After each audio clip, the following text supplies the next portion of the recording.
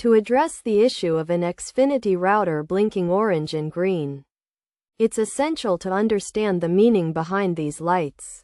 The blinking is often caused by an outdated router, a problem with the internet connection, or a faulty network adapter. To resolve this issue, several solutions can be applied.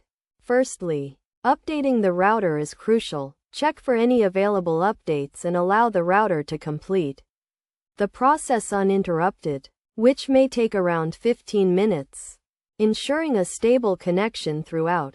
Additionally, verify that the router's connections are secure, checking for any loose wires or unnecessary connections, and reset the connection as needed. Tightening loose cables can also help resolve the issue.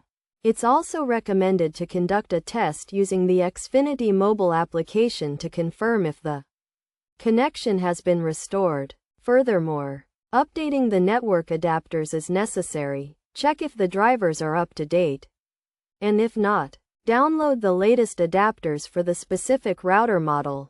By following these steps, the problem of the blinking orange and green lights on the Xfinity router can be effectively addressed.